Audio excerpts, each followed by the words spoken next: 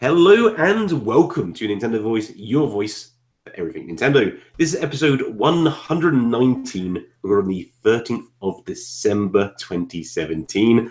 My name is Lewis Pugh, and joining me to talk Nintendo, we have Harrison the Milfeld.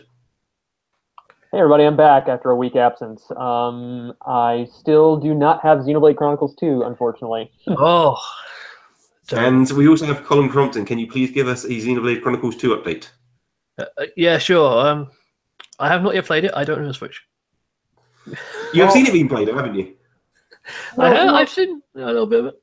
Well, it is Christmas time, Colin. I did see a couple at my local Target, and I down there. I'm like, anytime when I go around, like whether it's a Super Nintendo Classic, which I ended up buying one for a friend today. I just saw a bunch of them there.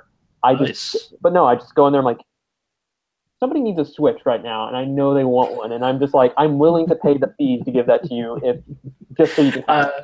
No, I won't worry about it, man. I'll get one before the end of the year. Well, that's quite the bold statement. Maybe not. We'll see. We'll see how it goes. Such little time left on the calendar. I know. Exciting times. But today we have quite an exciting show. We have some what we've been playing, of course. Xenoblade 2 update, and we've had some new Zelda DLC to play through as well. Updates on both of those. We've also had the Nintendo news. We have the Game Awards. Woo! And some other cool announcements as well. But first, let's talk about the games we have been playing. And I've been playing some more Xeno 2, but that's kind of a bit of a known quantity. So let's jump into the unknown. You want to dive into the unknown? Okay. Dive into the unknown. We're still keeping the spoiler free, obviously, because it's like a couple podcasts. Well, I couldn't go on a podcast recently that I kind of go on to because they asked, they asked me, like, how far are you in Xenoblade Chronicles 2? I'm like, I'm still going through the first game right now because it's just... I don't know. The negative. Yeah, there. that alone. I mean, you're looking at... Okay, my first question I ask you, how many hours are you in it right now? In Xenoblade? Yes. All right. Now, that's an interesting point. Sounds odd, but I don't trust the in-game clock. I think it keeps running or something. I know what you mean. In-game clock. It runs at 58 seconds for a minute. No, not so much that. I think whereas a normal game would go to sleep, I don't think it does. Okay. And I think the reason why is because there's an idle element. Like you can set your blades off to do missions, and they can take like 2 hours or something. So what you're saying? I think it's deliberate. The timer continues ticking when you're not playing. Yeah, so I think if you have it docked and it's powered on, and you walk away, you switch channels, or even if it's like on the home menu or something, I'm not entirely sure on that part. But I think it will just keep ticking until you do something about it. Whereas another game, after a while, will just turn itself to sleep. Right. Yeah. So it's short. I'm not entirely sure. I think I'm about 50 plus hours. Okay, so with a majority of that probably being in sleep mode. No. That's what I think is genuine. So the actual game clock's like 120 hours or something. I think it says about 80 or 90. That's not true. Okay. You could claim it. I could. But yeah, a big chunk of Xeno. But let's... I do have some Xeno to talk about, but let's talk about the Zelda DLC, which was not just announced at the Game Awards, for a slip. So we actually know what it is, and not just that. The part of the announcement was that it was going to be available the same evening. Mm. And I think that was kind of the more predicted, expected thing coming out of it, because obviously there was that time ticking of like, hey, this last half of this DLC is supposed to come at the end of 2017, and I was kind of reserved to the fact like, oh, they'll probably push it to January just to give more stuff to come out for. I mean, the Zelda's been like plagued with delays, so I wouldn't be too surprised if it was like, oh, and now DLC's 2018. Okay. No. Hey, one interesting thing I want to say as far as like the year in the Switch, whatever, the majority of the game, practically all the games that was announced from last January and up to now, we didn't see a single delay. Like, as far as a major title, I mean, I'm sure I'm missing... They basically only talked about games for this year. and they've delivered on all of those. Yeah. I'm still surprised that Xenoblade 2 came out this year. I'm still like baffled by that. So Zelda. You want to keep this spoiler free? No story elements? Yeah, no for me. I still have not bought it yet. Right. Heck, I didn't even buy the first portion of the season pass just because I've been hesitant. I'm not saying hesitant. It's like I don't know. I just haven't gotten around to it. But okay. So overall thoughts. What's new? What's new in this one? Obviously, what's new? There are new shrines. There are new shrines, and they are some of the best shrines I have ever done. I think they're some of the best shrines in the game. Quick question. Sorry to interrupt. Have you completed the DLC? I have finished. I have completely finished the DLC. I have the coolest / weirdest addition to a Zelda game. Let's just talk about it first. Okay, so and that was part of the announcement. So I assume that's fair game. That was part of that's the end of the trailer. That's how they show it off. The reward for completing the DLC is Link gets a motorbike. Which is the most. So let's talk about the motorbike. Can I say that the official art that they used for it, where it has the Link just sliding to like in the image. Yeah, obviously they took a lot of influences from Kaneda and Akira, so that was like okay. I've seen that imagery before, so that doesn't make sense. I see. I was like, yeah, that's cool, but so the bike is very cool. I will say outright, I'm a fan of the bike. I've seen people say it's kind of dumb, that it doesn't fit. I think it fits quite well. When I first got the bike, I was a little bit disappointed by how it's not exactly a fast-moving vehicle. And at first, I was like, "Oh, that's interesting." I would have preferred it if it's like if you shoot across the viral fields of it. So at first, I wasn't really keen on it, but then I thought about it more, and I was like, "It's actually perfect at the speed it is." Because it fits, like if you like drive the bike from Hyrule Castle to like Kakariko Village, it's a real nice drive, and it's weird to say that in a Zelda game. It's a great drive. Now, can you get this bike? Is this like you can put this in a stable, or is it just kind of like? This is the cool thing. The bike is a rune that goes inside your. Oh, okay, yeah. That's convenient. That's at least good. You can summon it at any time, which is sweet. Inside. In shrines? I've not yet tried it indoors. That's an interesting. All the other runes work in shrines. Wait, no. I think it's maybe they do the same thing. Whatever, like when you're doing the test of strength shrines, where you can't use certain runes. Yeah. That's probably why. But I find it is interesting that you can get this motorbike, but the one complaint people are saying about this is you still can't Link can still not pet dogs. It's just a big disappointment, I know. You can feed them, though. I mean, what do you want?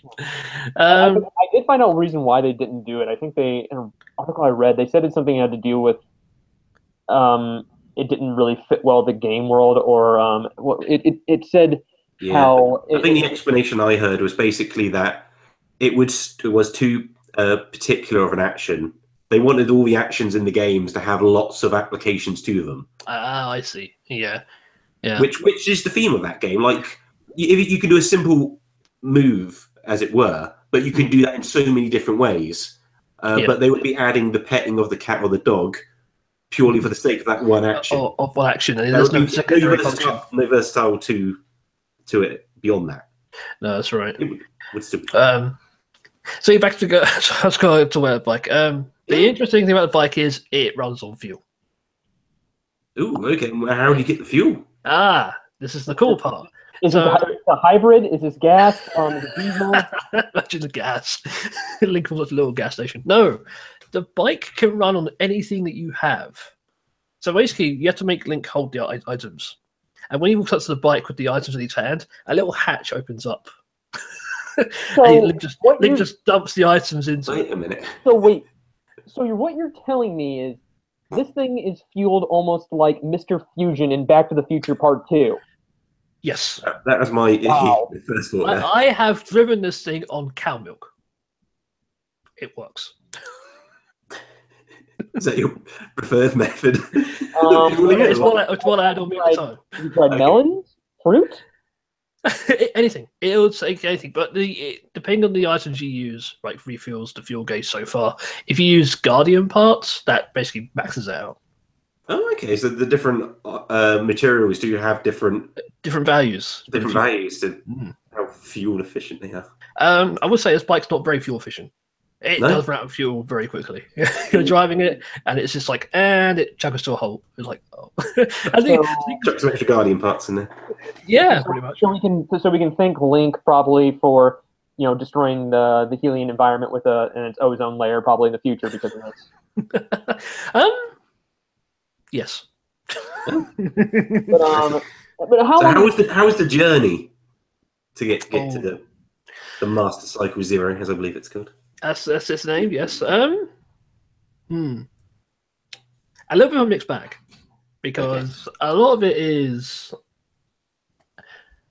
kind of pretty basic stuff. So you find these like not really temples, but like these monuments, and when Link walks up to it, these pictures get shown on the monuments of like locations in the world, like from a bird's eye view.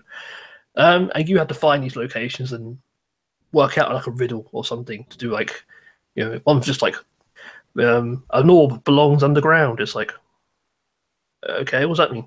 And you have to like work out when you get there what it means. Some of the finding those locations was tough. It was really tough because a lot of it's just like, especially because you do ones for each race. So there's like the bird folk, the Zoras, the Gorons. I mean, the Naruto people had like the hardest ones because everything's covered in snow.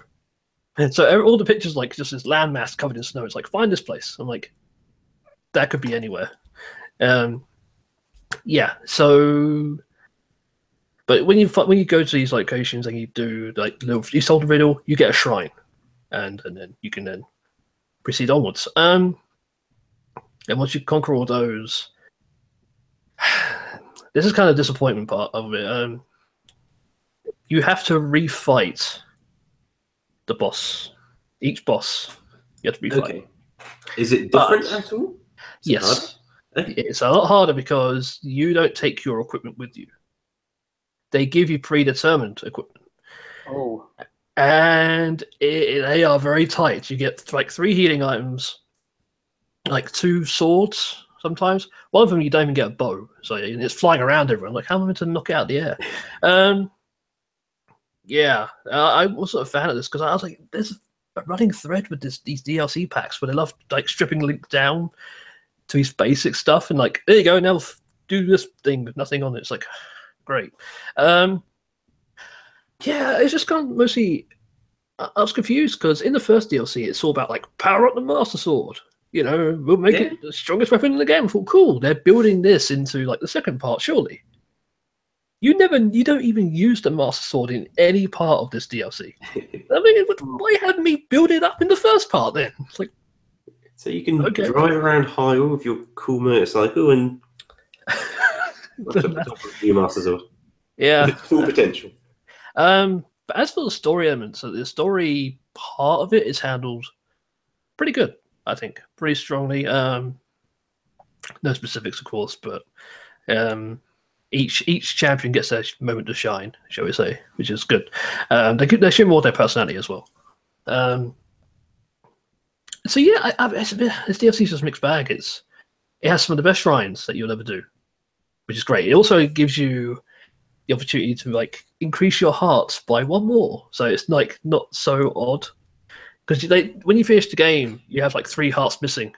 Yep. You can't like upgrade it any further. Like, what? This game gives you 4 more orbs. The DLC gives you 4 more orbs, so you can have an extra heart. It's like, can't I max it out already? Well, I guess it was one or the other. I guess you could have the full set of hearts before. You just wouldn't have a maxed out stamina bar. You wouldn't have a maxed out stamina bar. That's true. You'd have to choose. Yeah, either way.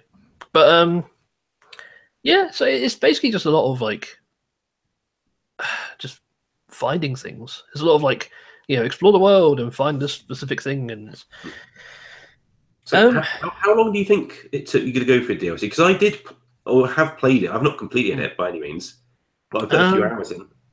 And I feel I'm only just up to the point where you kind of started your discussion. Yeah. Like- Well, to the very opening of the DLC, I struggled with really because In a good way or a bad way? bad way, real bad way. Okay. Oh, it was a challenge because so at the beginning of the DLC, Link finds this weapon that you have to use, but there's a condition to using this weapon. You can kill anything in a single hit, but the bad guys can also kill you in a single hit. Oh. So, and you got to like wipe out these like enemy camps. It's like great, and you can't use this weapon. It hasn't any range to it. It's a very short range weapon. Although you can use your bow. They do let you keep your bow and arrows. That's important, yeah. Which I end up relying on more than the crappy weapon because it's a powerful weapon, but it also has recharge. So you can use it twice, and it has to like recharge before you can kill anything again. So it's like, Yeah, they throw quite a few enemies at you, so they do like waves of them. I assume you probably can do it with just that weapon. You would have to be like super stealthy. Exactly, it'd be like playing Metal Gear Solid as opposed to Legend of Zelda. Essentially, yes. But yeah, I quite enjoyed that. That was like a very different pace. It was different, but I just feel like the DLC was, instead of giving you new things to do, it just kind of presented these unique challenges. They always like, right, we're going to strip Link away from all you've given him, and now you have to do this under these conditions. It's like, okay. But yeah, overall time for me to beat the whole thing, I would say around like 5 or 6 hours total. Beat the whole thing. Okay, that doesn't sound too far. Yeah, it's around that. I would say the extra dungeon you get given is incredible. Oh, excellent! Yeah, no, I've not seen. Really I don't know how that's going to appear yet, so that's going to be cool to find. It's really cool. I would say more on that. I must say that the actual shrines themselves. I know you did touch on them, and you did say they were good. They were good. Yeah. I mean, those are very early ones. Are very fun, very challenging as well. I was surprised that with like basically the same sort of mechanics, they crafted a lot more challenging puzzles. More, I mean, not just because they were like combat trials, but because they were just these like well-crafted puzzles which were tricky to do. That's right. But they didn't rely on any strange gimmicks necessarily. That's right. No, well, they rely on the early ones rely on the fact that you only can take one hit because you still have the weapon. You can't get rid of it if you want to carry on the DLC. You have to use it. So a lot of the other ones are like basically like an assault course. Don't get hit once or you die. Yeah, but the later ones were really good as well. Really clever. Really just mechanically, like there are a few motion control ones though. The whole shrine doesn't revolve around it, but they were annoying still. You're mentioning about the ones kind of like the little puzzles that they do, kind of like the maze where it wasn't anything that bad. It was just like rotate this object so it blocks fire or something. It's very quick.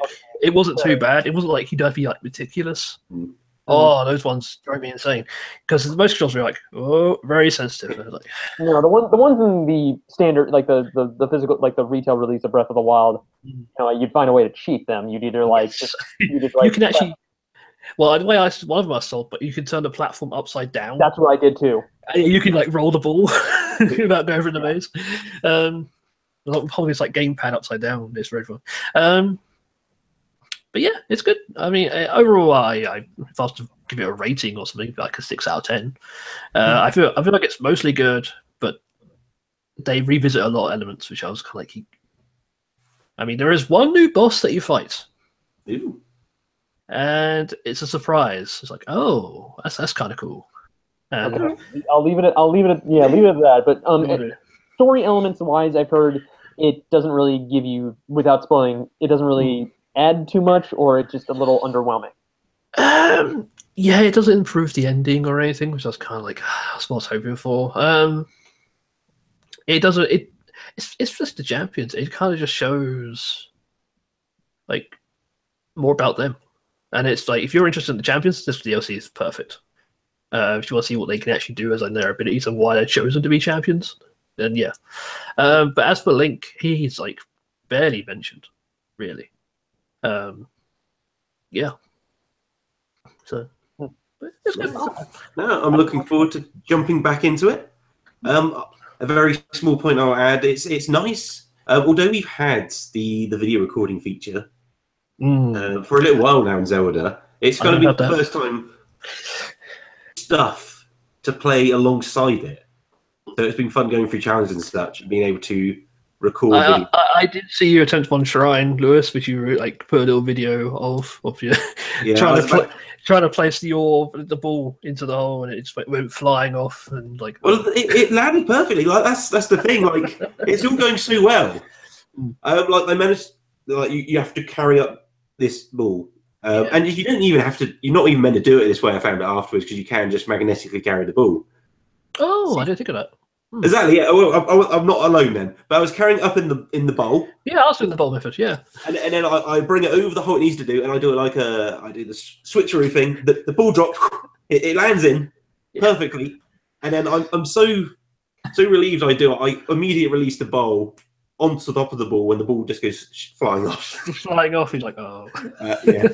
And I think that's become like my most like retweeted tweet, which is it was cool. Both good and sad at the same time.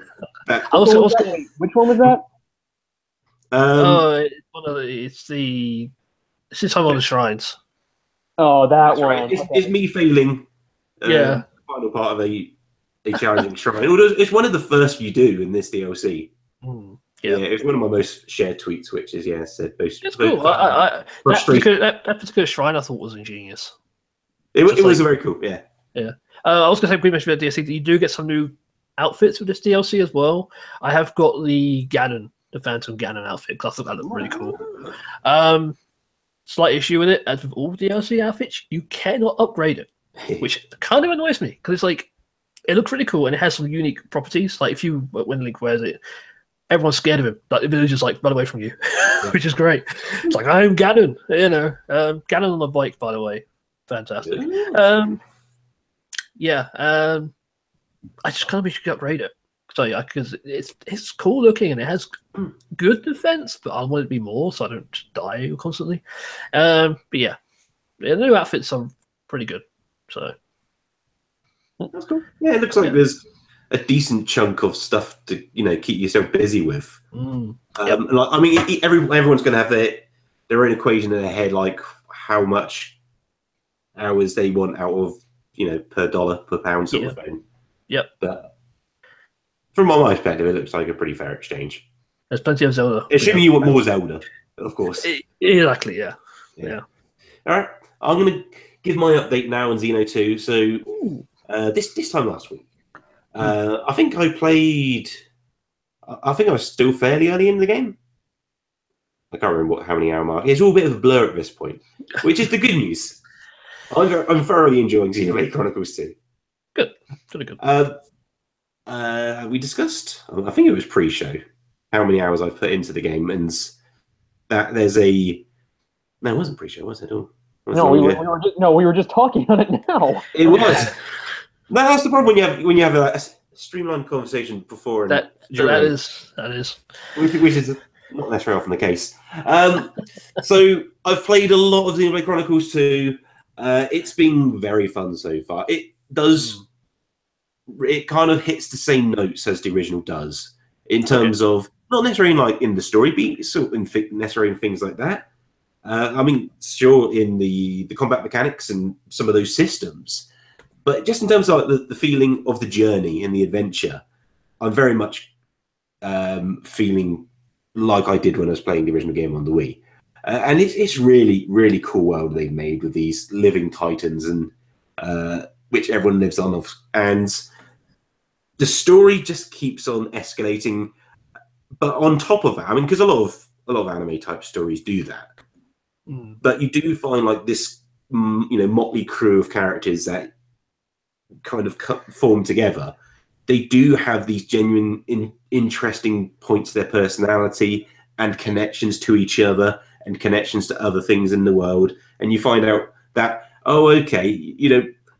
the silly joke character and the other sort of character which didn't necessarily seem to be that important, they are more interestingly designed and thought through, and it's quite nice when you get to these points and they almost redeem themselves, or it's like, aha, we caught you. You thought it was just a dumb character, but really, they had this cool motive which we put some breadcrumbs through, which you may not have, or you may have picked up on.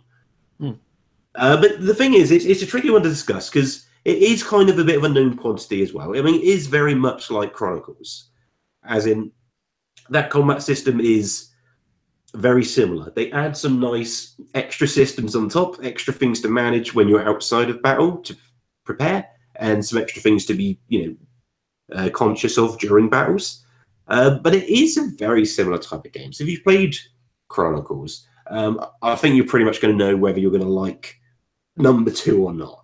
And if you don't like the original, I don't think this is necessarily going to win you over either. But I do think and this might sound bizarre, but I do think the actual story is better so far than the original.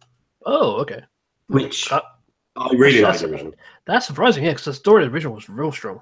Strong. That's the thing. I've not finished it yet, though, so these things can change. So my memory's on the completed story. I was thinking that general story's great, but I don't remember necessarily a huge amount of twists and turns throughout that adventure. I'm sure there were a few in there, but I feel it's more of like you kind of know what the through line's going to be in that original game. Kind of. You don't know necessarily the details of it, but in terms of how the story's laid out for 2, it really doesn't start to reveal more and more until you start going through your adventure. But it does it at this nice pace where you finish up some sort of quest, and that naturally leads to a bigger mystery, which kind of pushes you forwards to play it, which is a dangerous combo in a JRPG you're enjoying, and you can somehow end up spilling lots and lots of your free time into it because it always leaves you on a cliffhanger like a good TV show. But it also has like these great gameplay mechanics and all these other systems which feed off each other. And yeah, I mean, it is a lot of systems playing on itself. So something I did mention earlier was there's an idle type system, as in you can set a group of your blades together, and they can go off on a mission whilst you're playing the game, and then they'll come back with experience and items and so on, and then you can fill up their like skill tree, and you can kind of swap out your blades, and so you can, whilst you're doing, say it's a story or side quest or so on, you can send off, say, your main character's blades to be doing these missions, and they can come back with experience on top of your characters. So it's like a nice little like additional boost. Yeah. And in the same way, if I find like if I'm going to stop playing the game, I will make sure I set the characters to do like a really long mission because they're all automated, and then when I come back, I have a nice experience. That's cool, yeah. So do we have any questions? My question though is, okay, obviously one of the things that the problems they had with it is it's very hard to kind of follow the map around. And I know that there's a patch coming in soon, I think fairly right before Christmas, from what I've read. But have you encountered anything like explain briefly what you think, like what it is, like? Yeah, I can explain that one. Yeah. So I think the issue there is when you want to fast travel, and it's great. There's a fast travel system. I mean, it would be I think an impossible game if there wasn't, to be honest, with the scale of it. But what happens is when you press the X button to jump to the map where you can fast travel, it doesn't highlight where you are. And the way the map's divided, it's like a list of location names on the left. Okay. And then you click in that, and they're basically like continent type names. And then you have a list of like more big general areas. And then you'll see a map of that location. And then you can see the different points you can walk to. Wow. and that's just the general. The problem being is that when you hit the map button, it just takes you to that screen, but with no indication of where you actually are for reference. Oh. So it could be like you're this continent on this big area. So it doesn't look like a little player icon or anything? There is, but only when you get to that map part. First, you have to hit the continent and like that the general big area. to get to the Where am actual I? like a world map type bit, and then you would have your cursor as you know, assuming you're there, as well as your warp points or any other main points of interest. So one of the things the update does is when you hit the button to go to the map, it's going to take you to that bit of the map and not just the top level bit and then make you drill down. That's like rule 101 of map menu options. Yeah, I think the problem they have is because they have these living titans and there's a bunch of them, it's hard to put that on a traditional map because they have they show that basically, but I mean it's no good as a map. Like you see like the world tree and like you'll see whatever titans you've already discovered kind of going around it, which looks cool, but it's not a very good map in that sense. If you know what I mean. Whereas at least even in the original, when you had like the two together, you could at least show them on like a silhouette and then have a very rough, hey, this is where you are. But yeah, there is that update is coming next week, I believe. And there are some other little bits. And I think they're also prepping for the paid DLC, which I think the first batch of that comes soon. Okay. Are you interested in the paid DLC or? I probably will. I'm not entirely sure what it covers, which is the weird part. That's the weird part. I mean, like it doesn't really like explain like have some free stuff to be all free. So I'll probably take the approach I did with Zelda, which is when something actually comes out, which I'm interested in, then I'll jump in. I won't jump in before then because they're also not providing any benefit really to do that. I mean, I dove into the Zelda DLC right away, and then I was like, why? Why did I do that?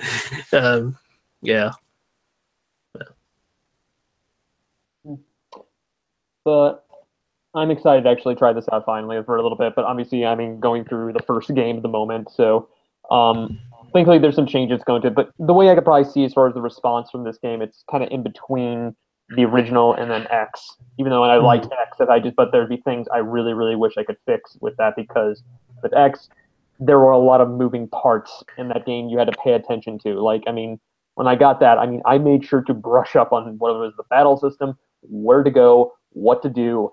Here's just things you have to do first, and then of course there's that whole system, that in-game kind of map system they have where you're just, I wouldn't say terraforming, but what was it called or whatever, like you went through the map of Mira and you just would place probes everywhere. Yes, probes. So there was that, and that felt daunting as well, but you know, that was just me kind of investing so much time into it. But in this one, I kind of hope I'm not able to. I mean, there's a lot to do, but that's one thing I was worried about that it would repeat because it was so taxing. But again, I enjoyed X. I'm ready for something that's a little bit more laid back, hopefully. Yeah, I mean, it's a bit of both. Like in one way, I could say it's laid back, but in another sense, it is. It's just intense. In a good way, it's intense. In both like the mechanics and the story. There's also a lot of cutscenes in this game. I think that's good though. And a lot of lengthy ones, but they are good, at least for me. They hit the notes. But yeah, I was surprised with just like how many there are, because I don't think there were actually that many in original Chronicles. Like that, sure there were cutscenes, but this is at a much thicker, faster pace, and like the length of them, I'm sure, is a lot longer than the original had. But they're really well done. They're all rendered in real time, and because of that, depending on the time of day and some other variables as such, that can affect the cutscenes, which is cool. And they let you tweak those settings in the. They have a theater mode where any cutscene you've seen you can replay, but you can change the weather and change your custom blade and. Really well done.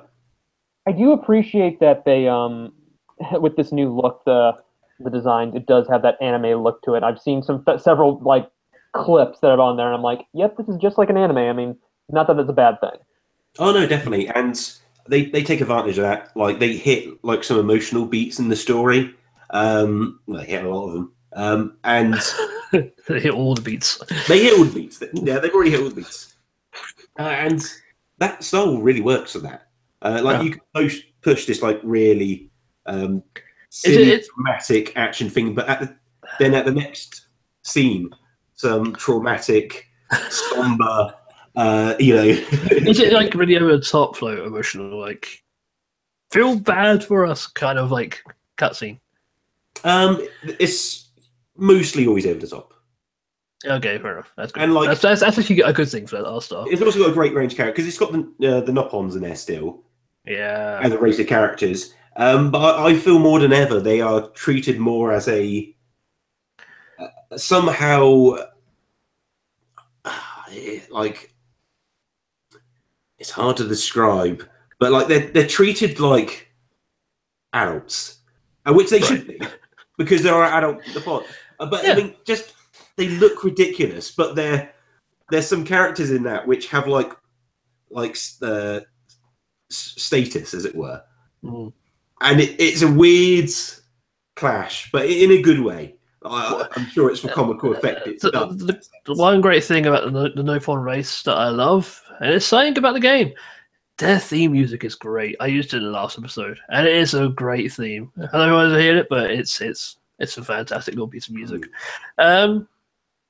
Yeah, so you have a question. I don't know if you can see the chat, but you do have a question about Xenoblade 2. Ooh, Mr. Science said, I'd be curious what Lewis thinks about the changes to the heart-to-heart system. Okay, so what's the changes? So I've done some heart-to-heart moments in the second, and I think it's fairly similar to how it's done originally. Like you need certain people in your party or certain blades, and you get a cutscene. Actually, I can't remember. Do you get any huge bonuses with the heart-to-heart stuff? Maybe that's the difference. I'm not sure what the bonus is in the second game. Right. Okay. So maybe that's the big difference. But in terms of like what I liked about the hearts were those character building moments between two characters where it's a larger group. It reveals more about the character opposed to just the bigger story. And the few I've seen, they're done quite well. Okay. I like the hearts. Cool. Any further Xeno questions? Or? I'm looking forward to playing it. That's it. That's cool. I'm looking forward to buy a Switch so I can play it. Yeah. It may be worth it saying it is a massive game, and I've basically just been barreling through the story. There's so much content in that game, though. If you can drown yourself in that. But let's jump to some Nintendo news. As we discussed at the beginning, we did have the Game Awards, which the Zelda DLC was announced.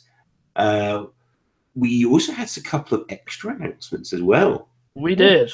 Who's all able to watch it live? I didn't watch it live. I've seen a bunch of it afterwards, though, not the whole thing. See, I didn't watch it live, but I always tend to watch the highlight packages that people do with these things. These are the best moments. These are all you need to watch. I was the event itself looked cleaner, I guess is the word I'm looking for. It looked like they got everything out nice and promptly instead of a drawn out thing. Well, Jeff Keighley, this is essentially Jeff Keighley's baby almost. Yeah, pretty much. Just get this. This is the fourth year, I believe, this is what he's doing. And people were saying they want this to be his Oscars for gaming, but even though you want to look at it, DICE is really the prestigious thing, like the AIS, the DICE Awards is really what you want to look at. That's kind of the top tier of hey, you made it big time making Game of the Year here. And I don't know, there's also that, but I've also had people who turned off of it recently, and justifiably so, is because of the trending gamer category, which... Right. Let's just say if you look at 3 out of the 4 people out of it, or some of it, they turned out to be kind of scumbags in the past. This is the exception of Greg Miller. Greg Miller, I think, is a great individual on this. If you look at the 3 past ones, you look at their details of they've either defended really bad people or they've done. But that's Harrison. You'll get your time in the sun, pal. Don't you worry. I'm not. No. I'm not going to compliment after that. But that's. I know, but no. I'm gonna milkshake. Yeah, I'm gonna become a milkshake duck, whatever the word is that you got to do it. But anyway, I thought the show was fine. I did. I just watched there for the reveals. Now that I'm a owner of a PS4, I'm looking at other things on there. And this is just my first non-Nintendo thing I want to say. I'm excited for Kojima's Death Stranding, but the more I look at that, I'm like, it's a thing. He doesn't have a game. He has an idea for a game. Yeah. Yeah, that's always my biggest question. That was a crazy trailer, though. But yeah, the question looming over my head was just, what is this game? What is it? I mean, this is crazy and cool, but what is the game? What is the actual playing There's no part? hint of what a game is here. But besides that, whatever. What I noticed. I mean, Nintendo had a big night that night. They really did. Oh, it was huge night. Yeah, so I think the biggest, and we'll group these announcements together, are the new game announcements. There's a theme with these. And so the first one is Bayonetta 2, includes the original Bayonetta, is coming to the Switch. Yeah. On February next year, not long to wait now. Yeah, a couple months, not bad. Yeah, so that's available in digital or physical form. You can get your Bayonettas there. But they also showed, they had a little teaser for Bayonetta 3. Exclusive for the Switch, like how Bayonetta 2 was exclusive for the Wii U, and 2 was ported to the Switch, of course. And wow, it's Nintendo, yeah. Exactly. Yeah. But yeah, we had a very small glimpse of what that would look like. Some bits you would expect. We had Bayonetta coming out, shooting lots of bullets and heart-shaped. But then, seemingly the attack kind of got thrown back at her, and then I kind of re-watched this video again. She kind of collapses, and her legs fall apart in different directions, as if they had come off. Yeah. So I'm not sure what that's kind of necessarily referring to. We will have to wait and find out. Yeah, I'm very excited to hear that Bayonetta 3 is coming to Switch, and just 1 and 2 is coming. That's cool. I want to replay 2. I'm going to double dip on 2 if I could. It's well after double dip, man. It's well after double dip. It's, to me, it's like, my favorite Wii U game, and especially one that was an exclusive to that platform. Just to see this kind of make this leap to it, but I'm surprised you rate it higher than Smash. Well, I had more with it, whatever, but it just Bayonetta 2 did so much for me as far as an action game that what I liked in that first one when I initially got the 2-pack, but when I played the second one, I was like, okay, you just did everything that I liked in that one, but you improved on it a lot. It takes it to a new level. It really does. Yeah. And I'm hopeful for this third one as well if they kind of just keep it up, whatever. But I mean, if they can apply what they did, especially with Nier Automata, which of course I've been playing recently, and that's phenomenal. Is what we get on there. It's one of my favorite games this past year. So, the things that realize with this is like, Platinum and Sega, they're making. I mean, obviously with Nintendo possibly publishing this as well, they're going along with this even despite the sequel Bayonetta 2 didn't really sell as well. I think it just barely edged itself to like 1 million, and I think that was with some sales from like a re-release. Yeah. And you would think probably, and of course in this whole announcement, you're gonna get that sect of the internet that just is going to be begging for this game to come multi-platform, and it's gonna be the same thing going over. It's like, hey, Nintendo gave Sega and Platinum money. It's like, hey, we liked what you did the first time, despite the sales of that one, make another one. Because why? There's a better platform here on the Switch for it. Exactly, yeah. I think it's funny that people like beg for a port, because there was a port of Bayonetta 1 for PS3 and it was awful. It was terrible. It was like a really badly downgraded port. That's the version I originally played. Wow. It didn't leave a good impression. I bet, yeah. No, I know, and I hate the idea of port begging as well, and I know in the past I've been guilty, but it's kind of a dilemma when you're against port begging, but then a company says, well, we'll see about putting these games that demand for it, and you're just like, oh man, I don't want to. That's right. I don't want to do that. Yeah. Should we run over the rest of the highlights for the Game Awards? So we had, in terms of Game of the Year, that was taken by Legend of Zelda Breath of the Wild. Okay. Like how a lot of the award giving was done in the actual awards themselves. Mario Odyssey won Best Family Game. Metroid Samus Return wins the Best Handheld Game. That's cool. Mario Plus Rabbids even wins the Best Strategy Game. Yeah, that's surprising. I think covers it for the Nintendo Awards in that sense. So, Those things, a good collection they gathered there. I wonder what this probably means. Probably going forward to like the award season, going forward between the battle between Breath of the Wild and Mario Odyssey. Is the are we going to see a splits, or are we just now seeing like everything's a little bit looking back at Breath of the Wild, where that's more the achievement? I feel like because we have more time with Breath of the Wild than we did with Mario Odyssey, it's sunk in a little bit more. Yeah, I feel like I still think I've played a little bit of Mario Odyssey, very time out, not owning a Switch, obviously. And yeah, I still feel like Breath of the Wild is the bigger achievement out of the two. Yeah, because as cool and good as Odyssey is, it does feel like a bigger scale 64 or Sunshine. Mm-hmm. Whereas Breath of the Wild, there's no other game beyond maybe the original, and then it's such a difference in technology in what those two games are there. And now there's a bike in it, so it's already. That's true.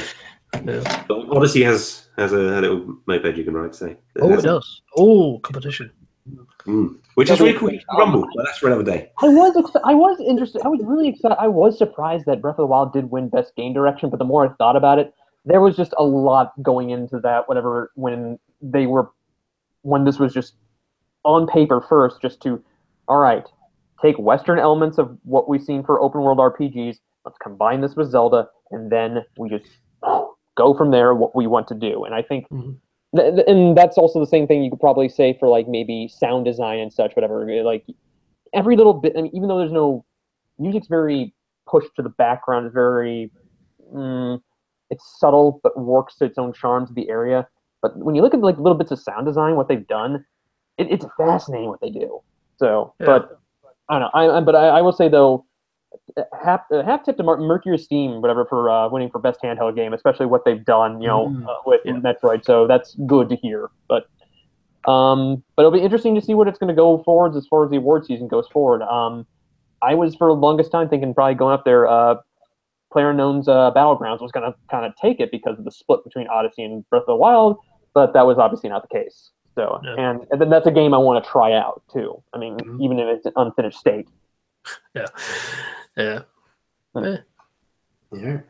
So we've got some other big Nintendo news to go through. The Switch has hit a very impressive milestone in terms of sales, at least. 10 million Nintendo Switches have now been sold worldwide. Not even 9 months into the system yet. I would say of all those 10 million, none are Colin still. Working on it. Now, this just baffles me, the fact that it's like already outsold the Dreamcast in less than a year. Is it? Is that accurate? I'm not sure how many Dreamcast sold, but it sounds about right. I don't think Dreamcast sold. I can't see it hitting 10 million because it was on the shelf for like a year and a half. Dreamcast sold. I'm looking up. I could have sworn it was 9.13 million. I was thinking 10. Yeah, more Switches out there than Dreamcasts officially. Dreamcast officially. Yeah, I mean. That's crazy. That's crazy. That's No. I mean, knowing what was going to get, I know people had that doubt about this hybrid console going into, from whether it was what they thought about from the January preview event to the launch to whether, it doesn't have enough games. But, it's nice to see this going so well. I mean, and I know this, like, for basically what they took, like the risks that Nintendo did it's paying dividends for him right now. And it also makes me kind of wish Iwata was alive to see this, just because he had one of the biggest hands in creating this, the Switch. So, and I did crunch some numbers here. This is where I'm actually getting this from Ars Technica, and this is comparing the 10 million Switches units to what it is. So, 2.74 million Nintendo Switch units were sold in the first month on store shelves. This is March 2017. Worldwide shipments of the Wii U, approximately the same time period, 10.5 months after launch, 3.91 million. Ooh. Yeah. You want to know how many DSs were sold in that time? Go for it. This is Nintendo DS, 8.83 million. Yeah. Pretty strong. That's still damn strong. And also in that same time period, 10.5 months, 13.17 million Wiis were sold. Okay. Yes. And to put into comparison right now, how close it, I mean, the Wii U sold 3.56 million in total worldwide sales, and it was discontinued back in January. So there's a possibility this thing could break this in under a year. And I know one thing when I want to say this, do we really want to have the Wii U as the barometer of like success? Yeah, that's the worrying thing. It's like you don't want your worst-selling console as the comparison here. Maybe the different scales. You're comparing like lifetime to first year. That's still an achievement. That's still, yeah, true. It is, and and I'm looking more on this. It just I forgot what their investment in like their investors meeting from back in April, how much they wanted to sell in the fiscal year. I think it was like something like 15 million. And at that point, I was like, I think they're lowballing. I mean, at first they were lowballing it. So, and I don't know. It's like and again, I'm looking more of these. I think it's like comparable. Like the worldwide sales, I think the PS4, I think in 10.5 months of availability was 13.5 million. So I think that if I'm getting that right, that I may have that mixed up with shipped. So, but still, this is just amazing. The big difference there is the Switch, although we're close, hasn't had its first holiday season yet. That's true. Yes. Like we're somewhat into it, but it hasn't had a complete one yet, which the PS4 definitely did at that point. And so Nintendo still has a big spike to go.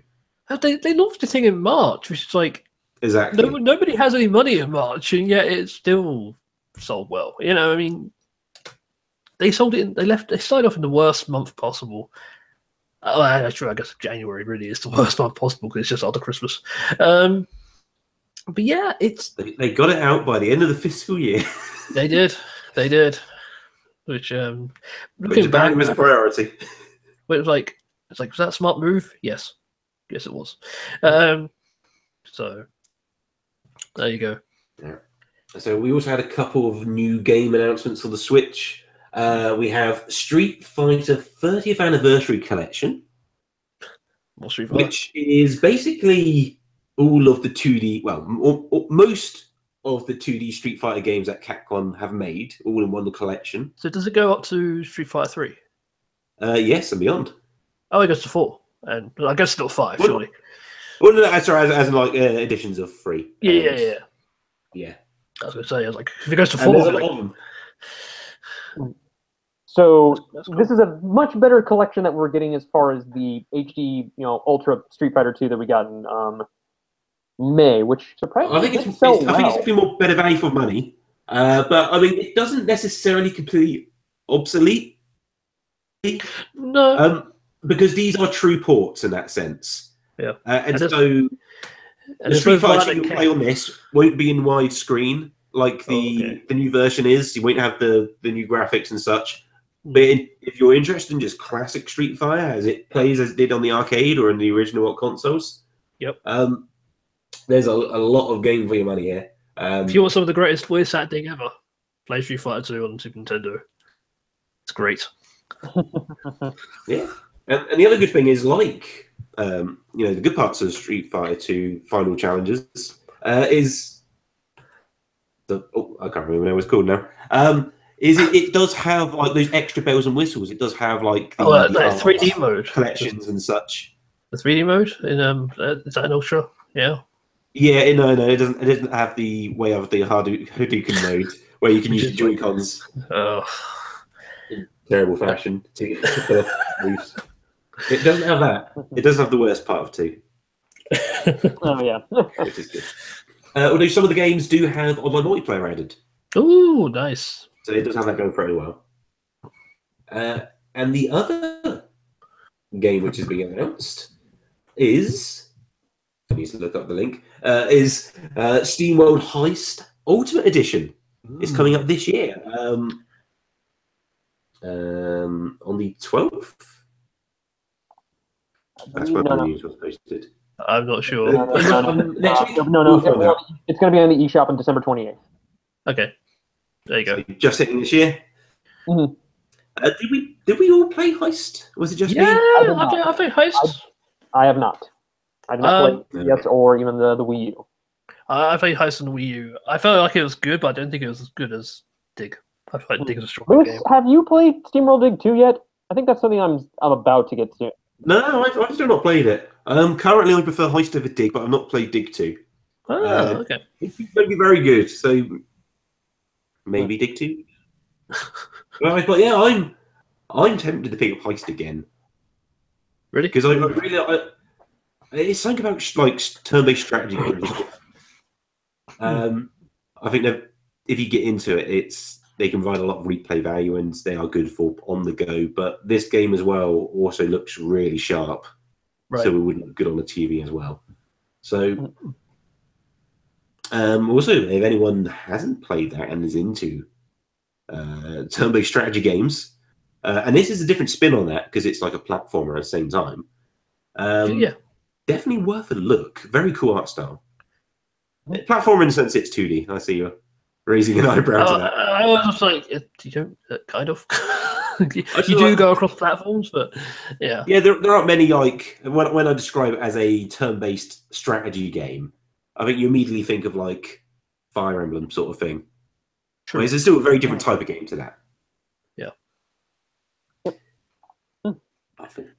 I think that's... Does that cover it for the news? We got one more item. We got one more. Yeah. Would you like to cover that one, Harrison? Wait, what? Would you like to cover that one, though? That I missed? Yeah, it was something that Nintendo posted this week, but there's going to be Nintendo-themed bears or little items that are coming to Build-A-Bear Workshop. And I don't know, are you guys familiar with that store by chance? It's popular here in the United States. They have them over here too. So they're joining the Pokemon I've never company. seen one. You know, I say I've got one nearby.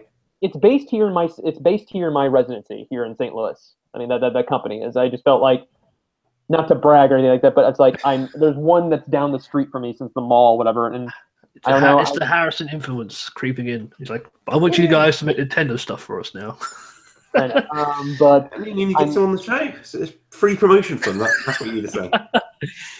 I don't know, but the bear has what they have in here, the Mario mustache, the overalls, and the hat. So it does look like Mario captured this bear. So, you got a Bowser, you got Toad, you got a Yoshi, which looks very well. I'm not sure if you can, because you know what some of these bears you can actually put little messages in there, like little voice boxes, like say some little thing and put in there, and you hug the thing and it just says it back. So, but these are. Coming, I believe, December 17th. Wow. So, and they're available online at their website. So I just wanted to say that just because Nintendo is getting very serious with their partnerships right Yeah, a lot of strong branding deals going on currently. Free cereals and Build-A-Bears and movies and theme parks. And I did not. I was not able to secure a box set cereal because I was hoping to get one today. I was going to ask about that. Like, where's the cereal, Harrison? Everybody, okay. Here's the thing: when you can find a Super Nintendo classic for somebody that you know, and you can't find a breakfast cereal, you know something's messed up. Yeah, pretty much. Yeah. We live in bizarre times here at Nintendo Voice. However, that is going to do it for today's episode. Before we do go though, we are usual thing. We'll let you know how you can get hold of us if you would ever want to do such a thing, and maybe what we've been up to if we have. Harrison, how can the fine folks of the internet get hold of you? And have you been up to anything interesting they might like to know about? Currently, I'm just doing stuff with purenintendo.com. I'm just reviewing small little titles here and there and trying to finish a backlog before I start Xenoblade Chronicles 2. But if you want to reach me on Twitter, that's at @hmilfeld. And if you want to become friends with me on Switch, I have my Switch profile friend code pinned to the top of my Twitter profile. Okay, and yourself, Colin? Yeah, you can find me on Twitter at HighlyandBard, which is probably spelled how you think it is. As for what I've been up to, mostly I've been streaming on Mixer a lot these days. I moved from YouTube. If anyone missed the last episode, YouTube wasn't very kind to me, so I fled YouTube. YouTube's not kind to a lot of people right these days. Well, that's what I hear. So I fled to a Microsoft service, which is kind of interesting. So I stream on Mixer, which is you can find me at mixer.com/HighlyandBard. So there you go. That's a good URL right there. I have a URL, and it's fantastic. For myself, if you want to get hold of me, you can find me on Twitter at Lusion, Luvsion. And why not also share my horrible moment in Breath of the Wild? More shared than tweets I tried to promote for my game years ago. No hard feelings. I apologize for the sirens going off in the background. No, that means we're running along. Patreon. It's a general thing. That's not just for me. On patreon.com/Nintendo Voice, you can support the show. You can also get bonus episodes, and you can join in Super Topics, and every now and again giveaways as well. So patreon.com/Nintendo Voice. And this has been Nintendo Voice. So thanks once again for listening. And once more, this has been Nintendo Voice. Thank you. Thank you. Take care, everybody. This has been Nintendo Voice. See you, everybody.